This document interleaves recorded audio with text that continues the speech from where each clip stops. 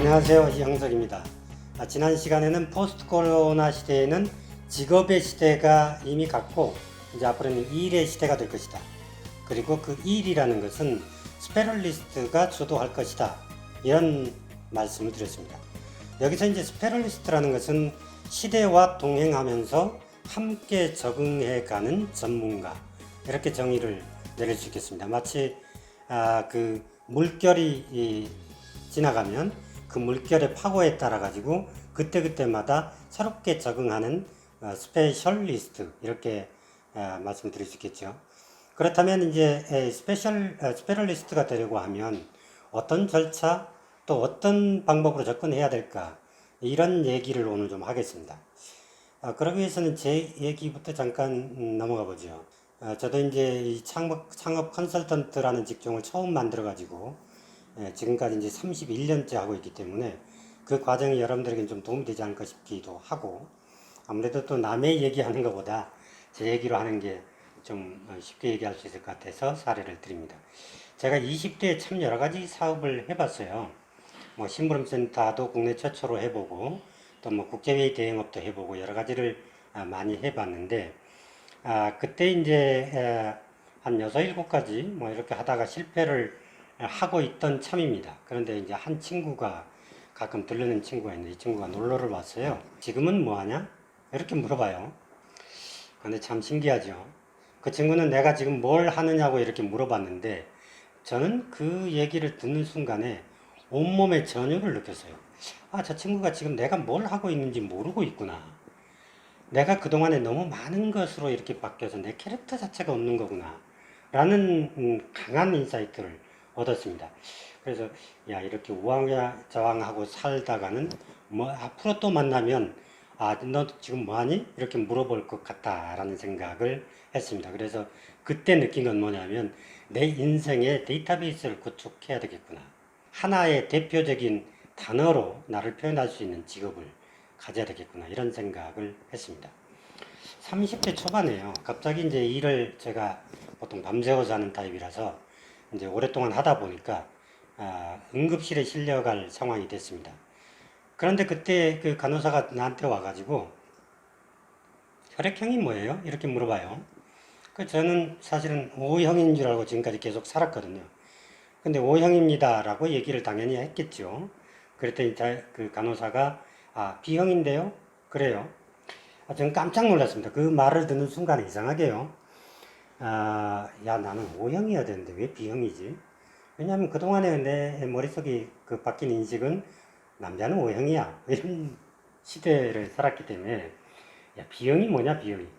그래서 제가 아니라고 자꾸 우기니까 그러면 다시 테스트를 해보자 라고 했더니 역시 B형이더군요. 그때 처음 제가 B형이라는 걸 알았습니다. 이걸 제가 느끼면서 어떤 생각이 드냐면, 야, 내가 가지고 있는 혈액형 자체도 모르는 사람이 만약에 위급한 상황이 생기면 어떻게 대처하려고 하는가 라는 생각이 들었어요. 소위 말하면 나를 알지 못하는데 어떻게 다른 일을 대처할 수 있겠느냐, 이런 인사이트를 얻었습니다.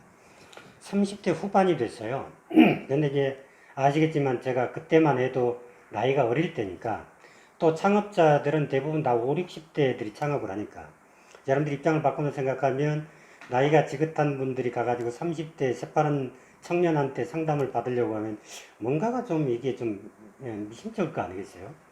그래서 그분이 저한테 이런 질문을 해요. 돈은 벌었습니까?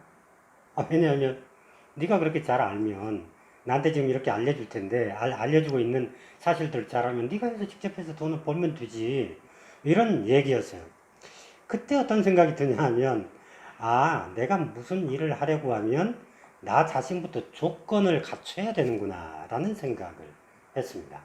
그래서 그때부터 이제 하나하나를 갖추기 시작했는데, 사실은 그 전까지만 해도 제 방향이 맞고 그 가치가 내 삶에 잘 맞는 것 같아서 창업 컨설팅을 그다지 뭐 돈을 생각하지 않고 이렇게 했었는데, 그때 내가 좀 돈도 벌어야 되겠구나 라고 해서 그때부터는 조금씩 돈을 벌었습니다. 정리하자면 우리가 성공하기 위해서는 먼저 나를 알아야 되고 그 다음에 방향을 정해야 된다. 내가 어떤 사람이니 이쪽으로 가는 게 좋은지 저쪽으로 가는 게 좋은지를 정하고 나서 그 조건을 갖춰야 하는구나 라는 판단을 하게 됐고, 지금도 그 개념에는 변함이 없습니다. 그런데 이런 조건을 갖춘 사람들이 이제 대체적으로 성공을 하죠. 그리고 사람들은, 성공한 사람들에게 제가 인터뷰를 해보면 가장 핵심적으로 얘기하고 있는 게 뭐냐면, 열정이라는 것은 다시 말하면 어떤 일에 집중한다는 거거든요. 그래서 집중하는 사람들이 주로 성공하더라 라는 생각이 들었습니다. 집중해라 그럼 성공한다, 뭐 이것도 좋죠. 그렇지만 이 말을 조금 풀어서 설명을 하겠습니다. 왜냐하면 간단한 방법으로 이게 접근이 돼야지, 그렇지 않으면 자꾸 어렵게 생각이 되니까 생각을 좀 집중해서 들어보시죠. 집중하지 못한다, 그건 어디서 비롯된 걸까요? 선택하지 못했기 때문에 그렇거든요. 그러니까 선택하지 못했기 때문에 집중을 그 일에 온전히 쏟을 수가 없다는 거죠. 그럼 선택하지 못했다는 건 뭘까? 판단에 자신이 없기 때문에 그래요. 내가 판단하는 게 옳은지 그른지 이걸 자신이 없기 때문에 선택을 못하죠. 그럼 판단에 자신이 없다는 것은 뭘까? 다시 말하면 나를 알지 못한다는 것이다 라는 거죠. 상식적으로 이해가 되죠?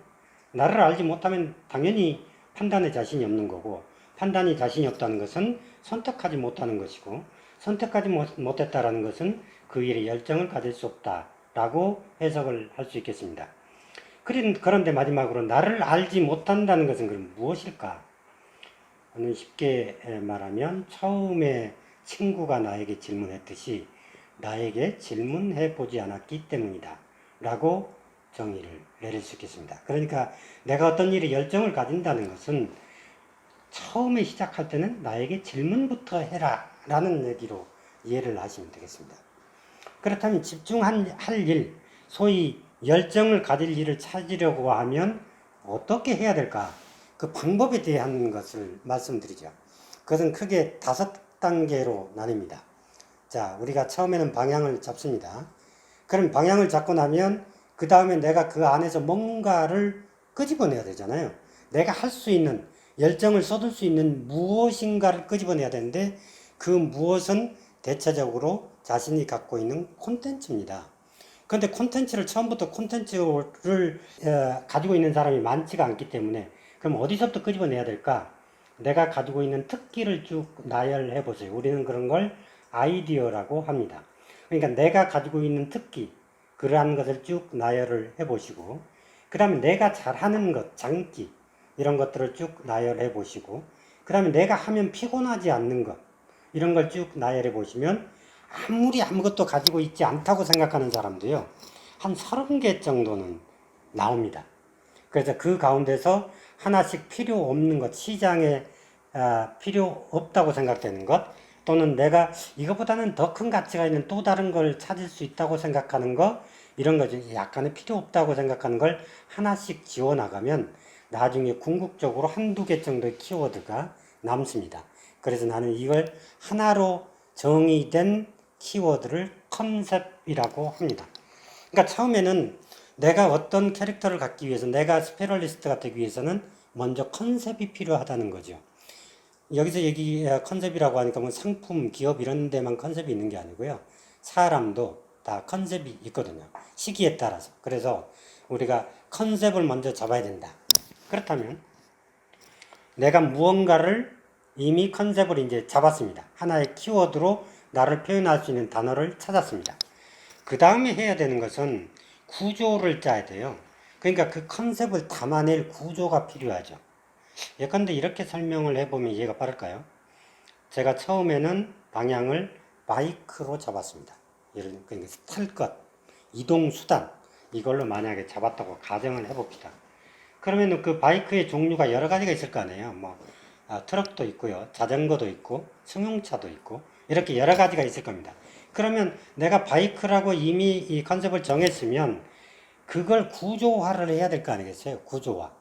그러니까 그게 트럭으로 만들 건지, 승용차로 만들 건지, 아니면 라스트 마일에 필요한 자전거로 만들 건지, 그래서 그 구조를 정해야 합니다. 그 다음에 세 번째는, 그러면 구조를 정했으면 그 다음에는 그 안에 들어갈 무언가를 채워야 돼요. 그걸 저는 콘텐츠라고 하겠습니다. 그래서 첫 번째 단계 방향을 정하고 그 다음에 그 방향에 따른 컨셉을 정한다. 컨셉을 정한 다음에 구조를 만든다. 그 다음에 그 구조화된 또 안에 콘텐츠를 집어넣는다. 자동차로 치면 엔진을 집어넣는 거죠.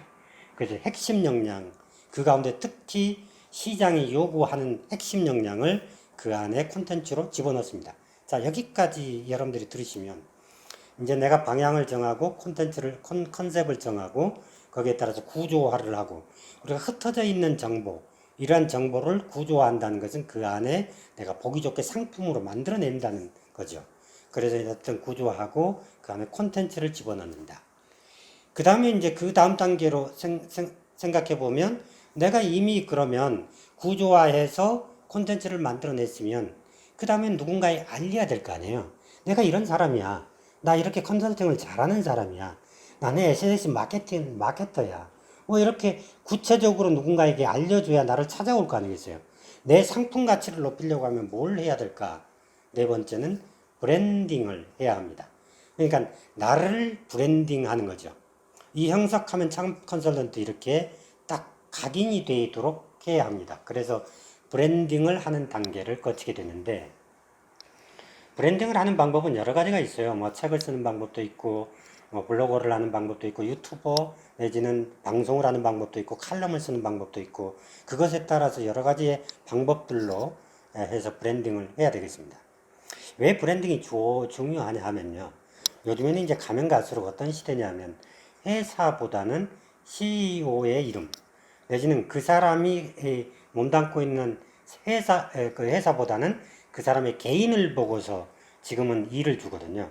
그래서 제가 스페셜리스트라고 하는 거고요. 그래서 브랜딩이 대단히 중요합니다. 그래서 브랜딩을 잘 잡고 이제 그것을 프로모션을 해야죠. 나는 이런 사람이다.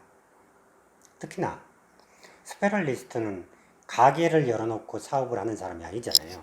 그러니까 눈에 보이지 않아요. 사무실 어딘가에 처박혀서 있는 사람인데 그 사람을 찾아내려고 하면 브랜딩이 되지 않으면 어렵잖아요.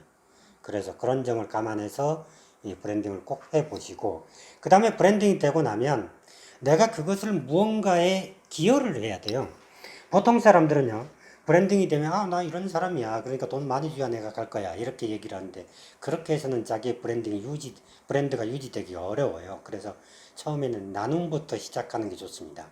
그래서 내가 가진 역량을 필요로 하는 집단, 개인한테 그런 것들을 나누는 작업, 나누는 활동을 하시면 자연스럽게 그 사람의 브랜딩이 정해지고 단단해집니다.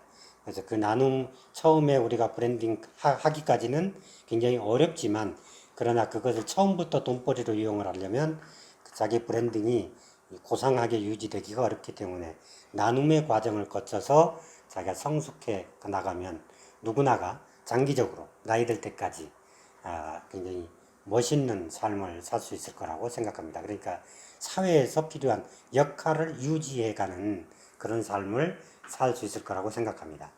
다시 정리를 한번 해보죠. 중요하니까. 첫 번째 우리가 방향을 정하고 나면 컨셉을 만들어라. 그 컨셉이라는 것은 우리가 가지고 있는 특기라든지 장기나 또는 재미있게 할 수 있는 일, 어떤 일을 할 때에는 그 일이 나는 잠을 안 자도 졸립지 않다. 이런 일은 스스로 좋아하는 일이라는 거거든요. 그래서 그 컨셉을 정하고 그 컨셉을 담을 수 있는 구조화, 소위 이제 박스를 만드는 거죠. 그렇지 않으면 다 흩어져 있는 정보는 아무런 소용이 없으니까요. 그 다음에 이제 박스를 만들었으면 그 안에 뭔가를 담을 수 있는 내용물, 소위 콘텐츠가 필요하잖아요. 그래서 콘텐츠를 만들어요. 그러면 완벽하게 이제 상품은 다 만들어진 거죠. 그 다음에 상품에 대한 브랜딩을 해야 되고, 그 브랜딩된 상품. 예컨대 이제 자동차로 했으면 현대냐, 삼성이냐, 또는 기아냐, 이건 브랜딩을 해야 되는 거죠. 그 다음에 이제 마지막으로 그러한 것을 나눌 수 있는 그런 일부터 시작해야 내 고상하게 내 브랜딩이 유지된다라는 거죠. 그것도 오랫동안.